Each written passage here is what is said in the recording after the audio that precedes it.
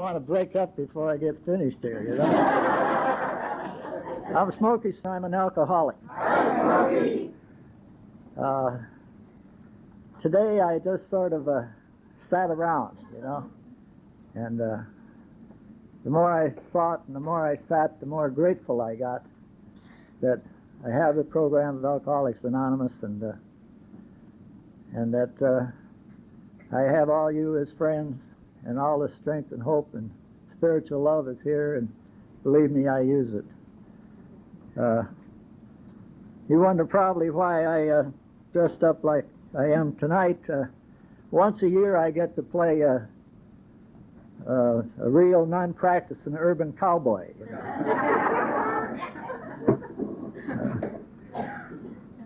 I think I will kind of get down to what it was like and what happened and what it's like now.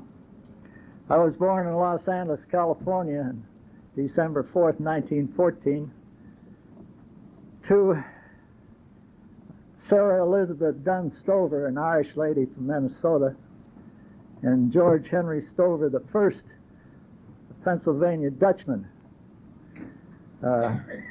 We lived in El Monte at the time, and about the time I was 18 months old, we decided to take a geographic back to Minnesota. My mother's youngest sister was ill and, as it turned out, passed away, and we returned back there. Being born into an Irish family, you more or less, you're 99% sure of being Catholic, and you got a license to drink from the word get-go. So my father, being a non-Catholic, didn't set too well with the Irish family, and things went from bad to worse. And as I understand it, they said my father drank an awful lot. I was never to get to see that. He went to work one morning when I was about 3 years old and did not return. I like to tell you that my life was a shambles and I was abused and things all went wrong, but that was not true. I was shifted around among the family, and even though I got in the way, they loved me in their own way, and they took good care of me. I went from the city to the farm. Finally, at age 8 years old, I was able to go to school, and naturally I went to parochial school. Went there for some time and became an altar boy. And I liked that, you know. That was fun. Especially the weddings. We all vied to serve the weddings because the groom had to give some money and the priest would give it to us. So that was a joy. My serving partner was Luke, and we probably were the two most irreverent altar boys that ever lived. We had a big deal going on one day. I forget what it was, but it was a big high mass, and Luke was in there laying out the vestments, and I was out in the alley firing up the charcoal pot. I just started to come back in, and I heard Luke yell out, where is the incense pot? I said, I left it in the alley. It was too damn hot. And I ran right into the bishop, you know. Bishop, and he had a big quirk on his face and a little grin, and that was all of that. So we decided that, God, that sacramental wine looked awful good, you know. But we knew that we couldn't drink any of it because they checked it pretty well. So Luke says to me, first of all, don't hardly use any. I said, yep, you're right. He says, let's pour them all short. So we did that so we could have a little bit in the bottom, and that's probably the start of our drinking, or my drinking anyhow. I would go out to the farm quite frequently, and in fact the first time I got drunk was out there. We were in for lunch, and I had helped my Aunt Mary pick all these elderberries, and they made great wine, just absolutely great wine. So I had my lunch, and they were all in there yatting, and I went out and drank a great big water glass or jelly glass full of elderberry wine. And it tasted so good I drank another one. And needless to say, all hell was breaking loose. I decided that my aunt's 165 or 70 chickens that she had ought to taste elderberry wine. So I poured it in the trough. And they all came running. And in a very short time, that was the damnedest racket I ever heard. And they're all screaming and yelling, and I'm scared to death because my uncle told me that there was always something to drink around and I could have one if I wanted to. But if I ever got drunk, he was going to beat the hell out of me. So I ran for the horseshoe pit we had up near the corn crib, and I was up there, couldn't see the stakes. And he watched me for a few minutes hit the end of the corn crib, which was about 8 feet away from the stake. And he came up to me and said, "Do you know anything about those chickens?" And I said, "What chicken?" And I was looking up at the sky. I could tell you now that made an impression on me, though. In grade school, I got very involved in sports and athletics, and I wanted to do it all. I'd play all the sports, and I was fairly successful at it. And I didn't smoke and I didn't drink going through school. I was a loner all the time. I had this feeling inside myself that, God, I was alone. I always was going to be alone, and you know, I guess what we call a real pity pot. Nobody would care. And I went through that way. And the only time I was real happy and really into things is when I was working in sports. I became an all-star in the Twin City grade school basketball championship, and I was going along well in school, and we were into depression, and it was hard for anybody to do anything. And I was now going to a military school. Didn't belong there, but I was going there. And all at once I found out that people were lying to me, and they hadn't paid my tuition, and I was not to go back to school. I was living with my uncle, and although I was 17 years old, I thought I was a lot older, and I didn't want to live the way he wanted me to live. I didn't want to hit curfew at midnight. And when I found out that the tuition was not being paid, and they got in an argument over who was going to buy books for me for $50 or in the neighborhood of that amount to go to public school, I told them to shove it, and I guess ever since I've been telling people to shove it, you know. I managed to get odd jobs, and I'm still waiting and searching for that place to call my own and a home. And I met this beautiful young lady and at a veterans dance, and we went together for a year or two, and her sister was getting married and having a big wedding and things, so we decided we would go to Minneapolis and do it our way. So then we came back and spoiled their thunder by announcing at the reception that we had gotten married. From that, at age 20, I had a beautiful daughter who I loved to death. 18 months later, a son was born. And we seemed to get along all right. Things weren't too good. I got a job tending bar and working in a restaurant, and just combination all around, and made enough money that we survived all right. And for some reason, my wife was a home girl and couldn't stand, I guess, to face what she might have had to face, and asked her father if she could take her children and come home. The Lee family being enablers, they said, "Come on.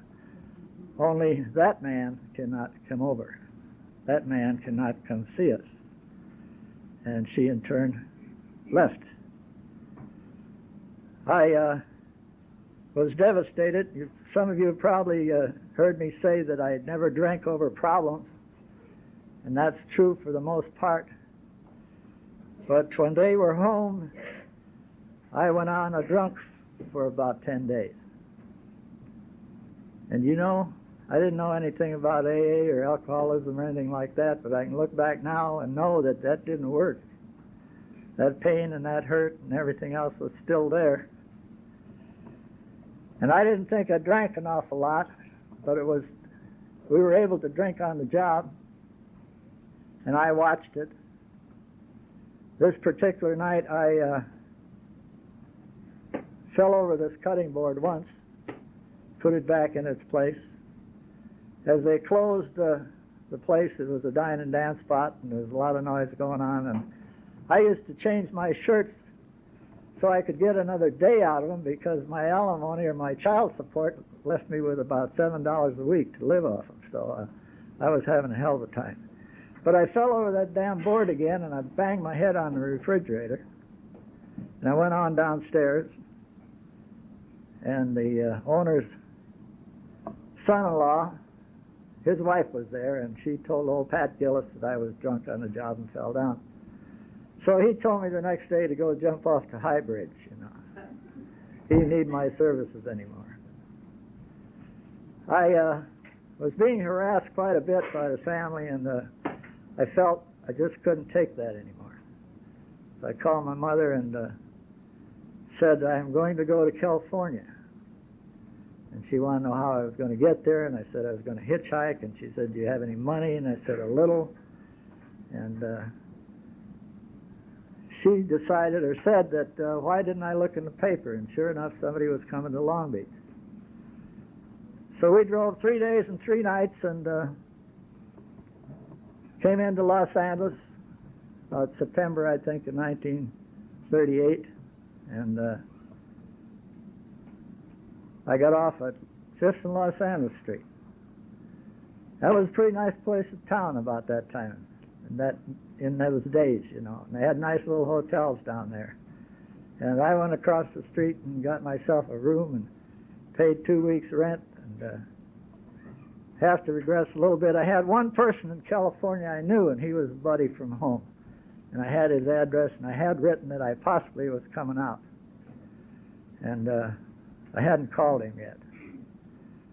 I think I had probably $15 or something left by this time. And I hear all this jumping band across the street. And I had tried to have somewhat of a singing career that didn't turn out good. And I still like to sing. And I went over there, and this place is just full of girls, man. Here I am in Los Angeles, California, in a bar, and it's jumping band, and it's full of girls. And nobody told me they were B-girls. And they let me sing. And we had a wonderful time of it.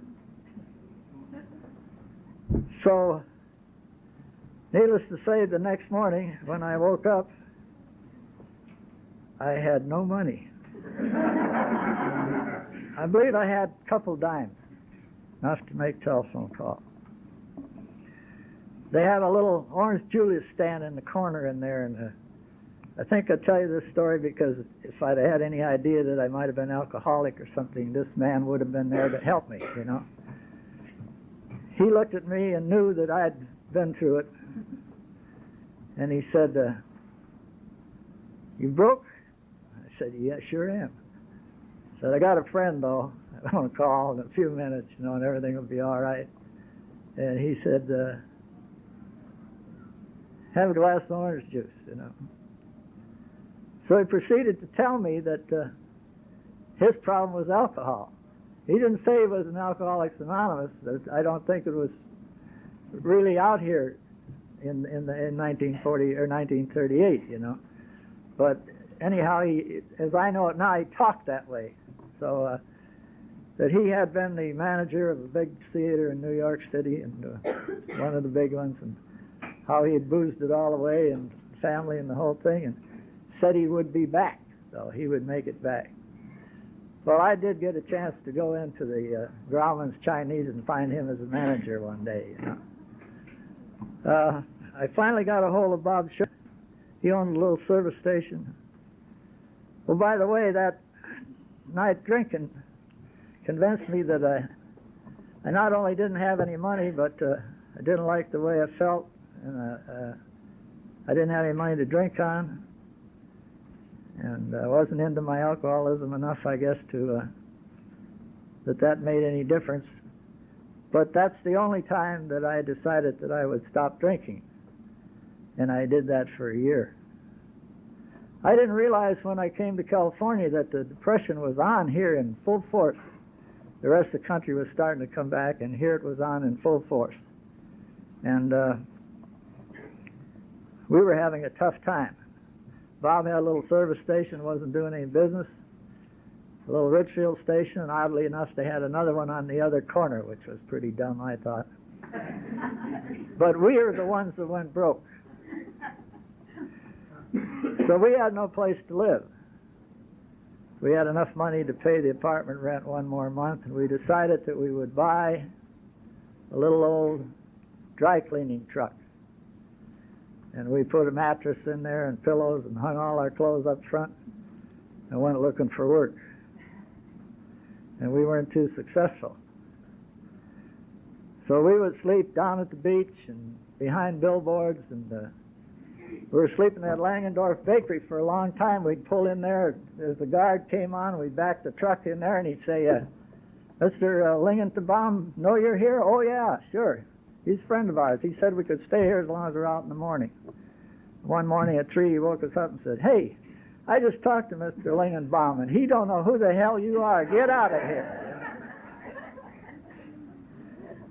So finally we got a job. Bob got a job in Hollywood, and I started out in exposition and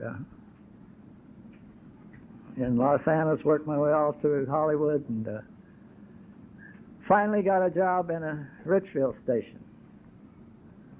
And they put me on working from 6 at night till 6 in the morning. I made the grandson of $10 a week and thought I was rich. 12 hours a night. I worked that job, and by this time I started drinking again. A little when I went out, you know. And they had a drive-in stand across the street, and the counterman over there was a friend of mine, and I went over, and my night off, first one, man. I went over and he said, hey, I got a bottle of Johnny Black Label Scotch, and I'm getting off in an hour or two. Let's go somewhere and we'll have some drinks. Fine. So it's pretty sparse out in the area where the station was, and there was a little diner across the street, and he didn't have any soda, and we decided to drink beer and Scotch Boilermakers. You know, I cringe. I got so drunk, and yet I knew what I was doing, but I wasn't functioning too well. And I come waltzing across this big boulevard, and old Palatini, the boss, was taking my place, my first night off, and he gave me some kind of action, and I told him what to do with the job and the whole thing. And previous to that, I had witnessed an accident and gave my name as a witness. And here I am lying sick and dying, and the police are calling. They want me in a courtroom downtown, and I want to go. So Maud, the manager of the department, said, they said, if you aren't there in 35 minutes, they're going to come and get you. And I said, oh, God. So I got on the streetcar, and the first that I thought I have a donut. That was stupid. And I drank a 7-Up, and that was more stupid. And the old streetcars didn't have any windows, just blinds, you know. And we started out, and whoop, we went out the window all over the street, you know. By the time I got down to the court, I couldn't talk. 2 weeks. And the judge is saying, son, speak louder, you know. And these attorneys are all picking on me. And I forgot whose side I was on. And I got one hell of a hangover. And I don't know who got the worst of that thing, you know. And finally I got home, and Bob come in. I had an old Graham Page Roadster. And we went driving all over Hollywood. all bundled up in a coat, and I'm still dying.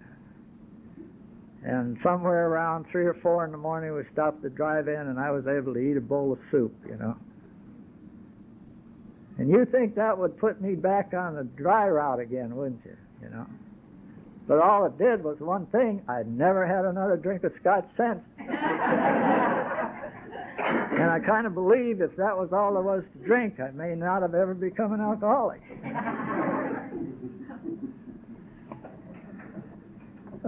We got a job all right, and the night we got it, we moved into that apartment. I'm digressing a little bit again. The fact was, we weren't too honest because we couldn't be, and we never made a payment on that truck. So we were out one night dancing at a Hawaiian place, and I know where I parked the truck. Bob says, didn't park it there, 2 blocks over. No, it ain't. Right up here. And he said, bear with me, go look, it's down there. No, it ain't there. So a streetcar come by, and we get on it, and it has to go right by this lot, you know. And here's the truck, repossessed, in the middle of the night. And thank God we had our clothes out, you know.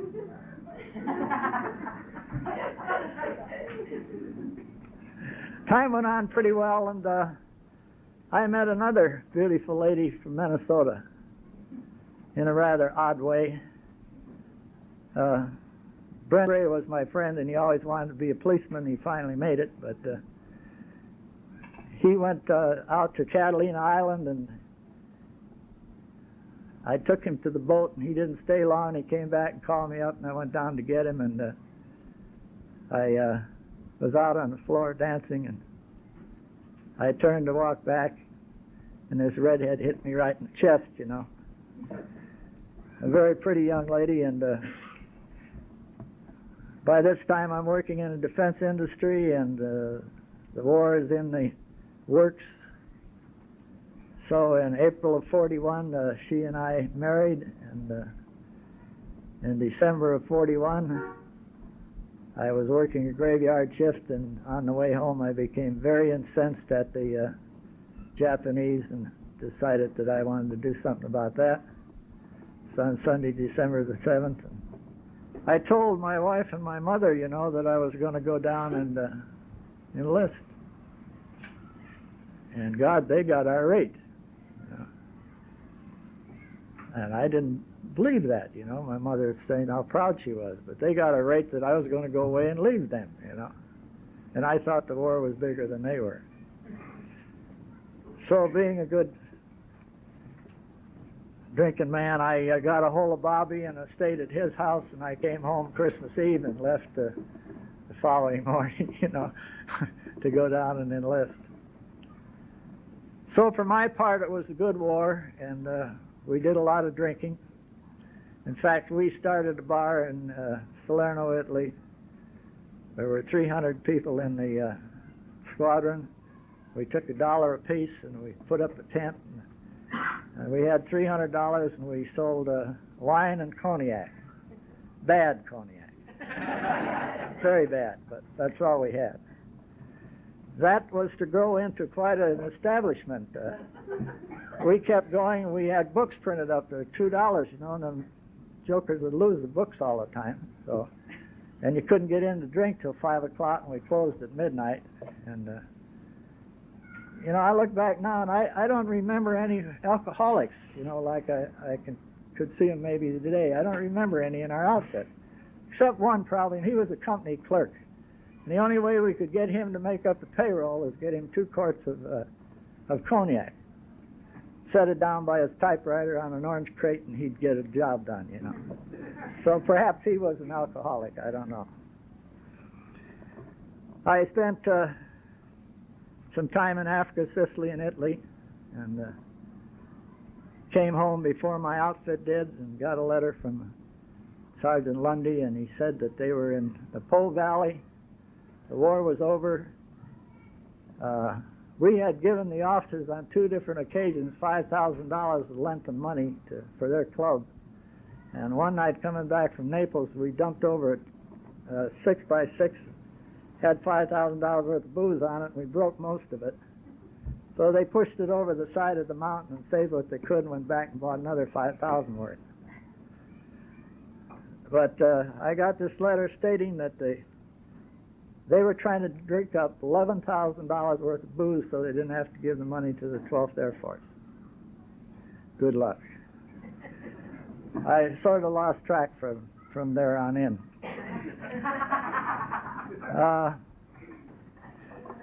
I came back and I really didn't have any direction to go. I thought perhaps I would go to business school, and that was a thought.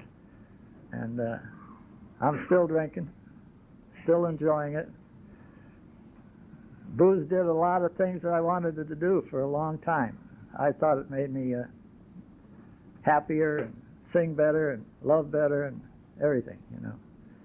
Keep me cool. And that's one of the reasons I drank. I got a job with Sears and worked there for a while in the warehouse, and made a move up to Northern California. My wife's brother was up there, and I got a job with a firm that was brand new, and I got in as the receiving clerk. And they were a general merchandise wholesaler with a lot of money. Was founded by M.B. Skaggs with his a fellow that he had taken into the grocery business. Ollie Stone was the president of this new business, and M.B. Skaggs founded Safeway stores, so we had plenty of money. I worked in the warehouse for a while and asked Ralph Diamond about a territory to sell. He said we hadn't shipped much and he wasn't sure what was going on, but certainly I would have a chance. So I continued on to working there, and one morning he came up and said, I'm sending you up to the sample room, and 2 months later I was the manager of the sample room, and 4 months after that I had a territory that was doing $5,000 a month, and I'm a daily drinker. Have been now for some years, you know. And yet I'm not having any problems to speak of. I'm always able to make it. I'm sure that my abilities were affected, you know, now what I know now. Anyhow, I worked there for a few years and got into a little hassle one morning, and my temper and my ego and always came forward, did once more, and I said, you can take this job and shove it. And I'm out there again. So I got a job in San Francisco working for a Jewish firm over there, McLeod Mercantile. By this time, Laverne has divorced me, and I don't really know why. But it didn't bother me too much. It didn't seem. However, at the end of the period, which was a year in those days, we married again. And I'm still working in San Francisco, and we went down to Cupertino and bought a little piece of property and bought a home, and shortly after that I had a couple operations, and I'm not working, and I get in the insurance business with an old friend of mine, and I'm not very good at my own business, you know. So also I got into I don't know what it was. I got to be 40 years old, and I guess I figured it's time that I was in danger of losing my sexual powers or something, so self-will run riot, you know. Nobody was safe.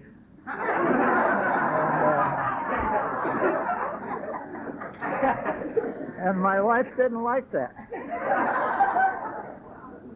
So she divorced me for the second time. Only this time we had a little property and a little money and stuff, and she took it all. She wouldn't even give me the damn car, you know, and it was old. So I'd forgotten something, and I went over to get it out of the garage, and she's standing on the porch crying. And I said, what in the hell are you crying about? She said, you really going to leave all this, you know? I said, God, woman, you took everything I got, you know? what do you expect out of me? Sure, I'm gone, you know. So I went down to Long Beach, and well, before I left up there, I got in the car business. A friend of mine got me in it.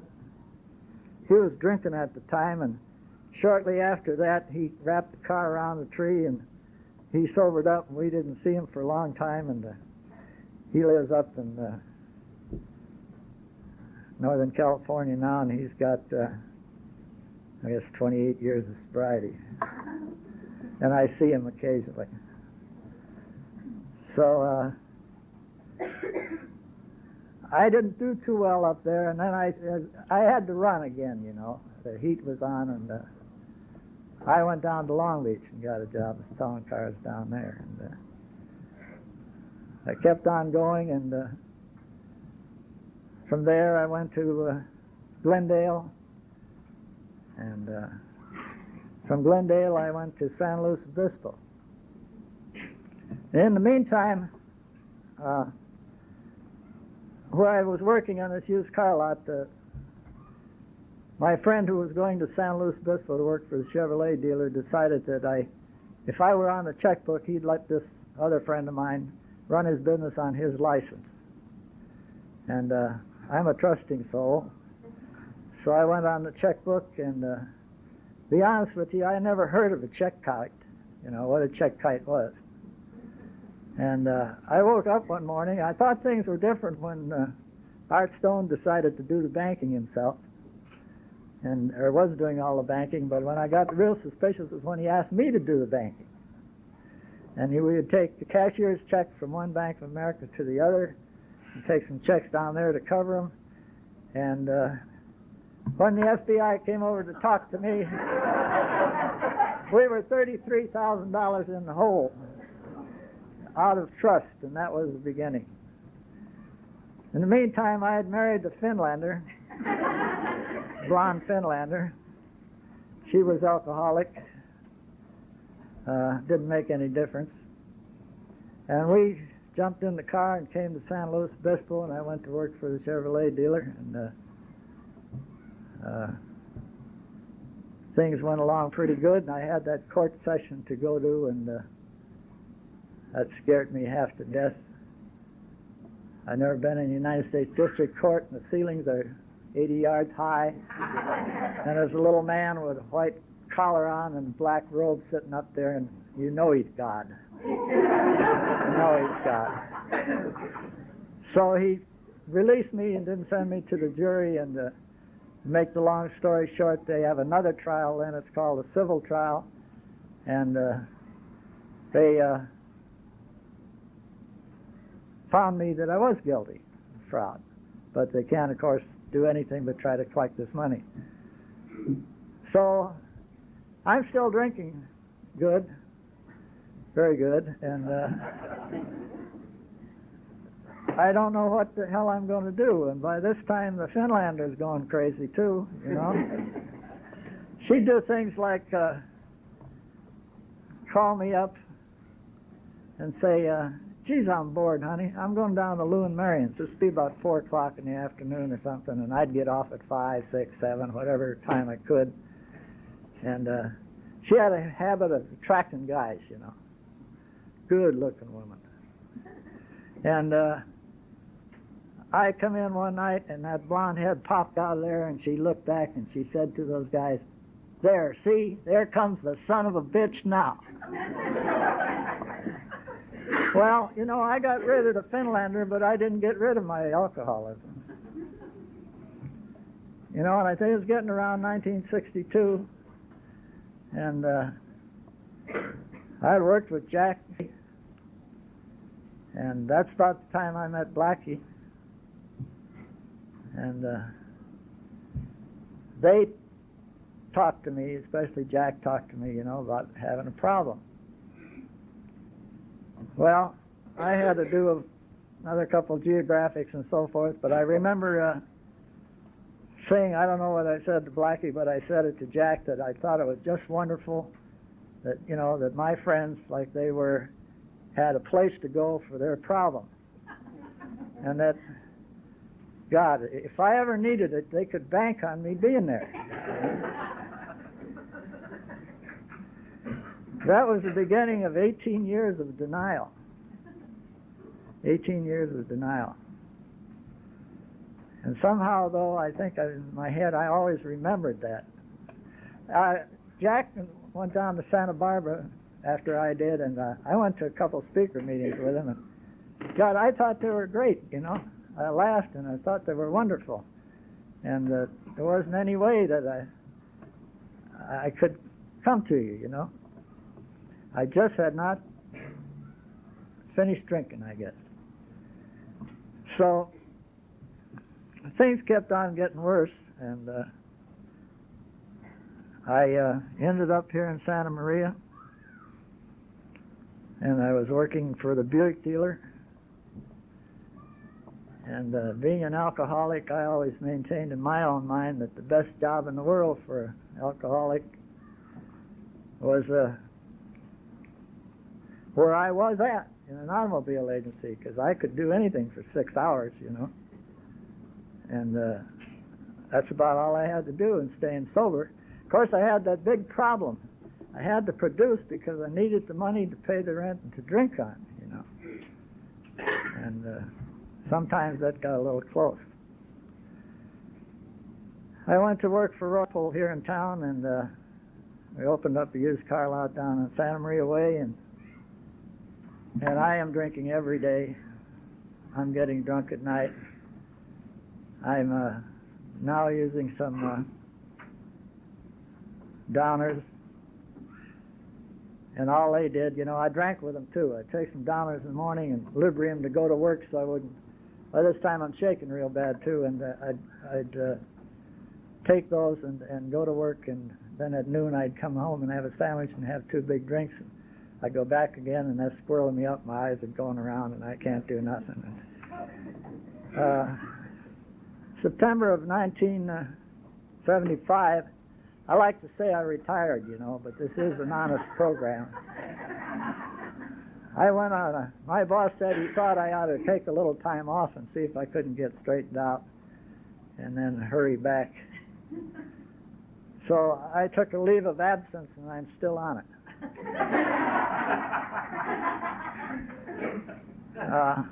Those were some trying times, you know. I don't believe I ever worked harder in my whole life than I did in those 5 years to satisfy myself with the booze, and I you know, I was almost a basket case. And once a month I would try my damnedest to get sober enough and straight enough and not shaking bad enough so I could get in the car, go cash my check at the landlord, get the money, go to the liquor store first and get about 4 half-gallons, you know, and put it in the car and get some groceries, you know. What the hell? Don't need too much of those. I got to the point where, you know, booze wasn't doing the job. I just could not stop shaking. And I had sat in the corner one night and said, this is the way it's going to be. This is where I die, right here in this corner, and the hell with it, it's okay. But you know, damn, dying from drinking is a hard way. God, for me anyhow. So on April the 9th, I was sitting there, and I'd had a particular hard morning trying to get a drink poured. By this time, I'm working on plastic cups, you know, them big plastic cups. And it would break my heart if I spilled any of the booze, but the tang I was using could go all over the house. I didn't care about that. So I drank one of those big glasses, and then I drank another one. And in my whole lifetime, I've never felt so lost and so utterly despairing and not knowing what I was going to do. And although I was raised in the Christian faith, I had no contact with a God, didn't need him. But this morning or afternoon, something nudged me. And all I could say was, God, something has to be done about this. Now you say it don't work because maybe I didn't get sober when they first talked to me. But you know, that seed was planted. because I had no idea I was going to call AA. I had no idea I was going to not have another drink that day. I didn't drink the last one I poured, but I went right to the telephone book and I looked up Alcoholics Anonymous, and I made the call. There's a man in this room tonight that answered the phone. There's another person in this room that, along with another gentleman that's not here, came and got me. And, you know, I was doing a lot of falling down in those days. I don't know what happened, but God, my body would explode, you know, and it's hard to fall down in a space 3 by 8, you know, but you can do it. And I used to fall over the stereo and break the coffee table and these kind of things, you know. But anyhow, they came over to get me, and I was lying on the floor. I had to fall down one more time. And I got the damn phone tied around my throat somehow. Can't get it out, can't get it up. And I'm saying, oh my God, they're knocking on the door, and all I can think of is, I'm saying, I'm here, don't go away, don't go away. You know? Thank God they didn't go away. So they picked me up, put me on the couch, and I called a friend, and I'm going to go over there and stay, I thought. And Goldie was there, and he arranged for me to go to detox in San Luis Obispo. And, you know, I see it now. He had a hell of a program, I guess, because he didn't take me there. He made me get there by myself, you know. And I didn't think that was right. So anyhow, I got somebody to take me up there, and my attitude wasn't too good. And I'm shaking like all get out, you know. And they told me to go in and rest and sleep, and they talked to me in the morning. I got up, came out. They told me they had a 21-day program and that I couldn't talk about that or go into their meetings for that until I was there 7 days, you know. And I didn't sure I wasn't going to stay 7 days. But I was sitting there the next morning, and all at once the tears were rolling down my face, and I don't know why. And the counselor came over and said, "Are you okay?" And I said, "Yeah, I'm fine." He said, "Well, then why are you crying?" And I said, "Because it's over. It's all over." And I do think that that's the time and that moment when I lost the obsession. I really do. I call the moment that I called AA and called on God my spiritual awakening. I've had lots of spiritual experiences since then, but I think I had one spiritual awakening. Anyhow, I decided that I wasn't going to stay there. And then I got all kinds of attention. People wanted me to stay, and I said, "No way." "Well, where in the hell are you going?" I said, "I'm going to AA. I've been to 2 meetings up here, man, and I'm going out and go to AA." Well, they didn't believe me, and nobody else did either, I think. So then I can't get anybody to come get me. Damn that Goldie, he told me not to take any money with me. See, he says, you're liable to get ripped off. So I took $4, see. And I gave 2 to a couple people for cigarettes, and here I got $2, no ride home, and not enough money for a bus. And I have no spirituality at all. I am angry. And finally I got them to come and get me. So I called Goldie, and he says, speaker meeting tonight. I said, "You go." "I ain't going, you know." Says, "I'll see you Monday night at the meeting." "All right." So as sick as I am, and I'm still shaking, I'll have you know. In fact, I might as well tell you how long I shook sitting around these tables. For 4 months.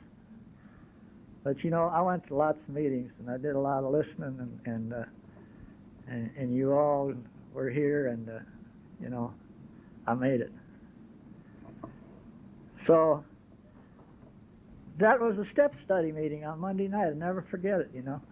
I guess I still had some ego left, you know. They said, step one.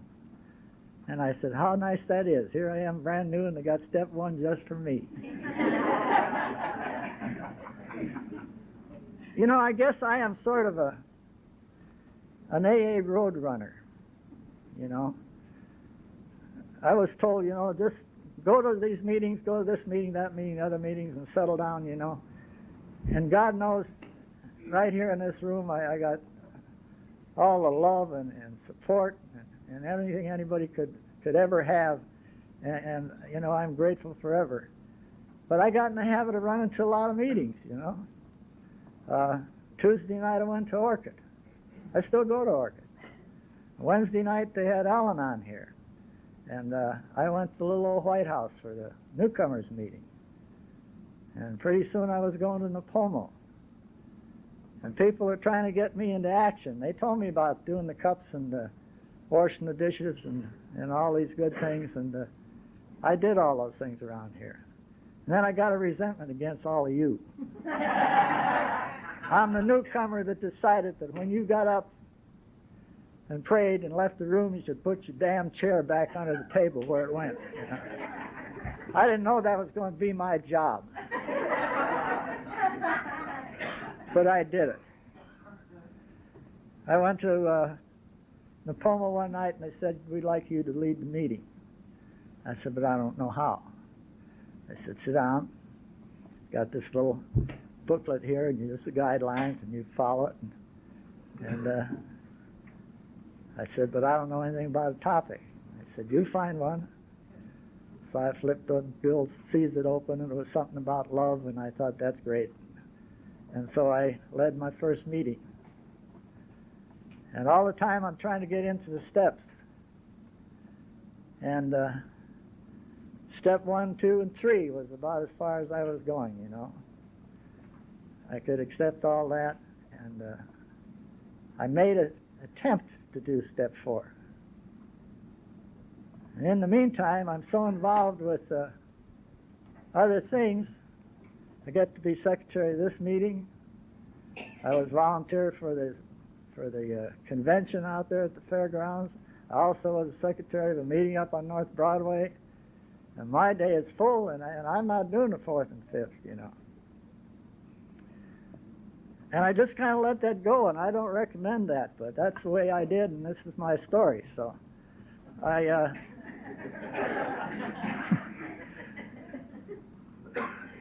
finally, we're out at the fairgrounds, and Don C. came up, and we were just starting a 2-speaker meeting on Saturday night here, and he said to me, you're going to speak next Saturday, you and Jim H. I said, oh, God, you don't want me. You know. He said, yeah. He said, now you can go home and agonize about it and everything. You know, you got a week. And I said, okay, we'll see what happens. So I got home and I got to thinking about it, and finally I said, to hell with it. And I picked up my big book for some reason and started to read the passage in there, and there again that voice come and said, you can't speak, you haven't done a 4th and 5th.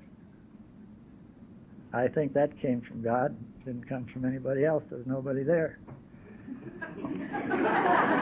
And I got out what I had done before, and I worked feverishly on this thing, and then I got a hold of my 2 sponsors. They read the 4th, and then I did 2/5 because 1 was never enough, you know.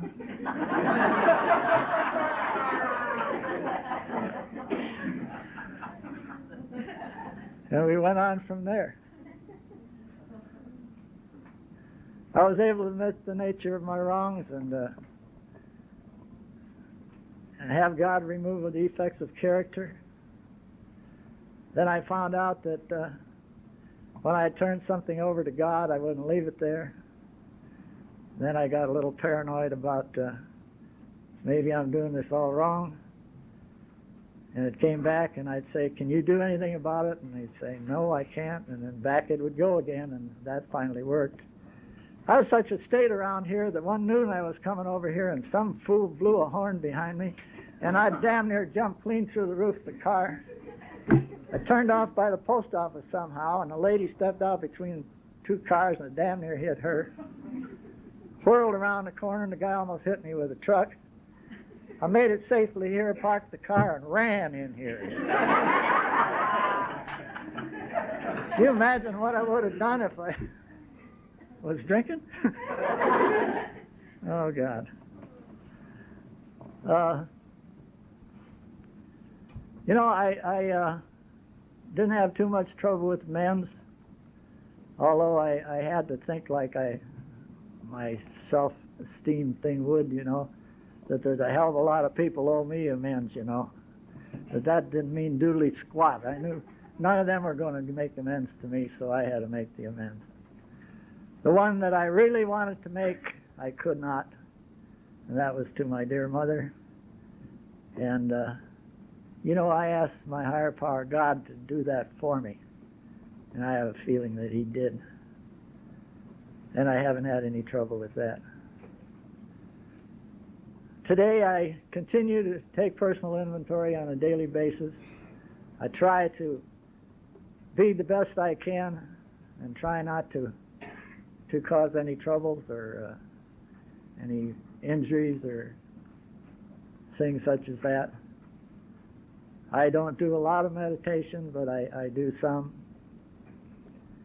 12 steps, you know, I haven't had any damn luck with 12-step calls. I'm going to run over here a bit. I'll get off in a minute.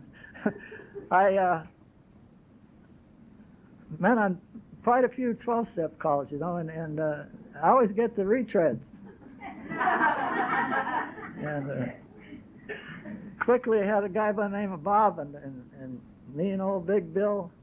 He was a brand newcomer about a week, and we were the only ones here, and we get this call, so away we go over there and get in and find out that he'd been here before, you know. And Bill's scared to death because he don't know what we're going to say, and I told him, hell, I don't either, so come on. And we got in there and talked to him, and I got him cleaned up and took him to a meeting, took him back and fed him, took him to another meeting, took him home, and sat there till about 2 o'clock in the morning with his mother and a neighbor. And I said, I'll pick you up 10 o'clock for a meeting. I called up I thought I better call that dude. Called up 9:30. His mother says, he beat you to the liquor store. And that was the way that was. This has been very gratifying for me. You know, newcomers, just keep hanging around here. Just stay here. Let the miracle happen. You know, it happened for me, and it will happen for you. And if it doesn't get better, just remember one thing. It'll get different before it gets better. But keep coming back. I came through these doors at age 65, so you never can be too old. And for the young people, if you're here, stay here, because you never can be too young.